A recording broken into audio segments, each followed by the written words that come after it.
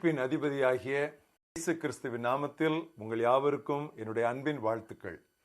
இந்த நாளின் தியானத்தின் தலைப்பு ரட்சிப்பின் அடையாளங்கள், சைன்ஸ் ஆஃப் சால்வேஷன். வாசிக்க வேண்டிய பகுதி யோவான் 3ஆம் அத்தியாயம் முதல் 16 வசனங்கள். யூதருக்குள்ளே அதிகாரியான நிக்கோதேமு என்னப்பட்ட பரிசேயன் ஒருவன் இருந்தான். அவன் ராக்காலத்திலே இயேசுவினிடத்தில் வந்து, ரபி, நீர் தேவனிடத்திலிருந்து வந்த போதகர் என்று அறிந்திருக்கிறோம். ஏனெனில் ஒருவனும் தன்னுடனே தேவன் இராவிட்டால் நீர் செய்கிற இப்படிப்பட்ட அற்புதங்களை செய்ய மாட்டான் என்றான். இயேசு அவனுக்கு மறுமொழியாக, ஒருவன் மறுபடியும் பிறவாவிட்டால் தேவனுடைய ராஜ்யத்தை காண மாட்டான் என்று மெய்யாகவே மெய்யாகவே உனக்கு சொல்லுகிறேன் என்றார். அதற்கு நிக்கோதேமு, ஒரு மனுஷன் முதிர் வயதாய் இருக்கையில் எப்படி பிறப்பான்? அவன் தன் தாயின் கற்பத்தில் 2ஆம் தரம் பிரவேசித்து பிறக்கக்கூடுமோ என்றான். இயேசு அதற்கு மறுமொழியாக, ஒருவன் ஜலத்தினாலும் ஆவியினாலும் பிறவாவிட்டால் தேவனுடைய ராஜ்யத்தில் பிரவேசிக்க மாட்டான் என்று மெய்யாகவே மெய்யாகவே உனக்கு சொல்லுகிறேன். மாம்சத்தினால் பிறப்பது மாம்சமாயிருக்கும், ஆவியினால் பிறப்பது ஆவியாயிருக்கும். நீ மறுபடியும் பிறக்க வேண்டும் என்று நான் உனக்கு சொன்னதை குறித்து அதிசயப்பட வேண்டாம். மெய்யாகவே மெய்யாகவே நான் உனக்கு சொல்லுகிறேன், நாங்கள் அறிந்திருக்கிறதை சொல்லி நாங்கள் கண்டதை குறித்து சாட்சி கொடுக்கிறோம். நீங்களோ எங்கள் சாட்சியை ஏற்றுக்கொள்கிறதில்லை. பூமிக்கு அடுத்த காரியங்களை நான் உங்களுக்கு சொல்லியும் நீங்கள் விசுவாசிக்கவில்லையே. பரம காரியங்களை உங்களுக்கு சொல்வேனானால் எப்படி விசுவாசிப்பீர்கள்? பரலோகத்திலிருந்து இறங்கினவரும் பரலோகத்தில் இருக்கிறவருமான மனுமகனே அல்லாமல் பரலோகத்துக்கு ஏறினவன் ஒருவனும் இல்லை. சர்ப்பமானது மோசேயினால் வனாந்திரத்திலே உயர்த்தப்பட்டது போல மனுமகனும் தன்னை விசுவாசிக்கிறவன் எவனோ அவன் கெட்டு போகாமல் நித்திய ஜீவனை அடையும்படிக்கு உயர்த்தப்பட வேண்டும். தேவன் தம்முடைய ஒரே பேரான குமாரனை விசுவாசிக்கிறவன் எவனோ அவன் கெட்டு போகாமல் நித்திய ஜீவனை அடையும்படிக்கு அவரை தந்தருளி இவ்வளவாய் உலகத்தில் அன்பு கூர்ந்தார். இதே மனநவசனம் 2 கொரிந்தியர் 5ஆம் அதிகாரம் 17ஆம் வசனம். ஒருவன் கிறிஸ்துவுக்குள் இருந்தால் புதிதாய் படைக்கப்பட்டவனாய் இருக்கிறான். பழையவைகள் ஒழிந்து போயின, எல்லாம் புதிதாயின. If anyone is in Christ, he is a new creation. All things have passed away. Behold, all things have become new. ரட்சிப்பின் அனுபவத்தை அடையாளம் கண்டுகொள்ள முடியுமா? முடியும், நிச்சயமாக. 5 முக்கியமான அடையாளங்களை இன்று நாம் தியானிப்போம்.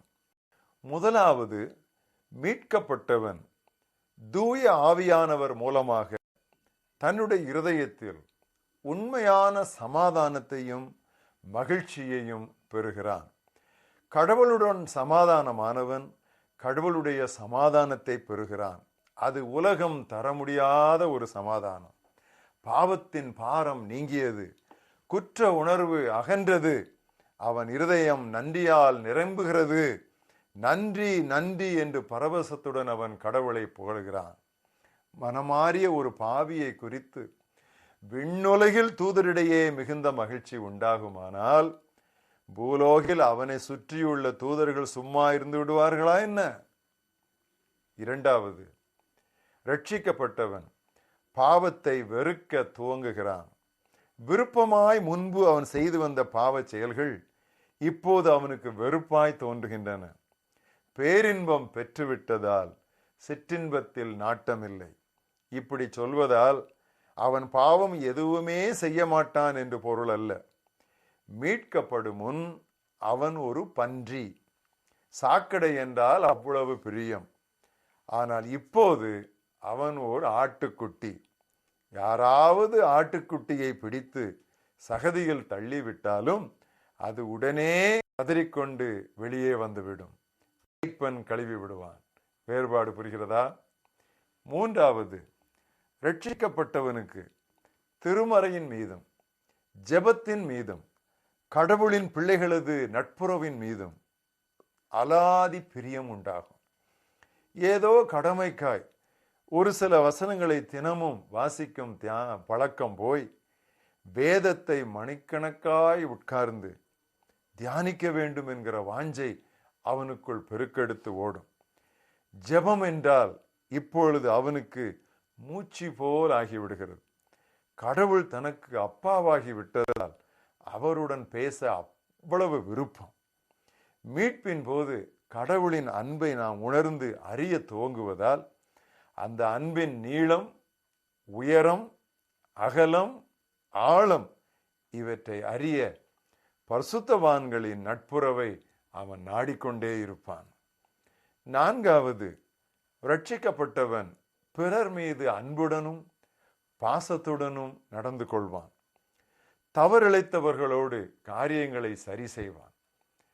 யார் தவறு என்று அவன் யோசித்து பார்க்காமல், கடவுளுக்கு முன் தன்னை அர்ப்பணித்தது நான், ஆகவே நான் போய் ஒப்புரவாவேன் என்று சொல்லி யார் யாருக்கு விரோதமாக பேசியிருக்கிறானோ, யார் யாருக்கு விரோதமாக காரியங்களை செய்திருக்கிறானோ அவர்களோடெல்லாம் போய் மன்னிப்பு கோரி தன்னை தாழ்த்தி காரியங்களை அவன் சரி செய்வான். எதிரிகளையும் துன்புறுத்துவோரையும் நேசிப்பதே பரந்த இருதயமுடைய விண் பிதாவுக்கு நாம் பிள்ளைகள் என்பதற்கு நிரூபணமாகும். ஐந்தாவது, மீட்கப்பட்டவன் தான் பெற்ற மீட்பின் மகிழ்ச்சியை பிறருடன் பகிர்ந்து கொள்ள துடிப்பான்.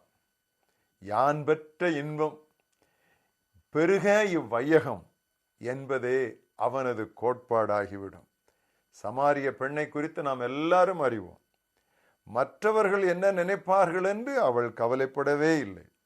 ஓடினாள், தன்னுடைய கிராமத்தாரை கைதட்டி கூப்பிட்டாள், அனைவரையும் இயேசுவின் பாதத்தில் கொண்டு வந்து நிறுத்தினாள். ரட்சிப்பின் அடையாளங்களை கீர்த்தனை 69 தஞ்சையை சேர்ந்த சத்யநாதன் பிள்ளை என்கிற பக்தன் அழகாக பாடி வைத்திருக்கிறார். என்ன என் ஆனந்தம், என்ன என் ஆனந்தம் சொல்லக்கூடாதே, மன்னன் கிறிஸ்து என் பாவத்தை எல்லாம் மன்னித்து விட்டாரே.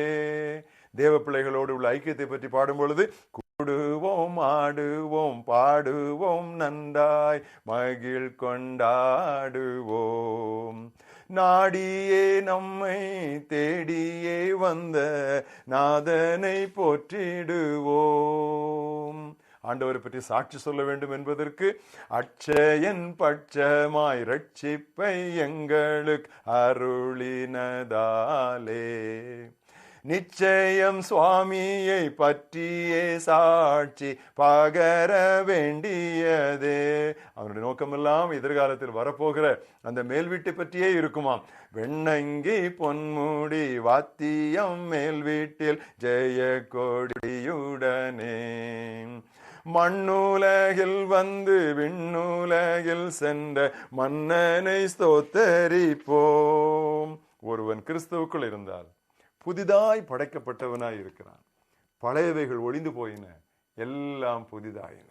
எங்கள் மகாபெரிய தேவனே, உம்முடைய குமாரனாகிய இயேசு கிறிஸ்துவின் மூலமாக இவ்வளவு பெரிதான ரட்சிப்பை நீர் எங்களுக்கு தந்ததற்காக நாங்கள் உமக்கு நன்றி சொல்லுகிறோம்.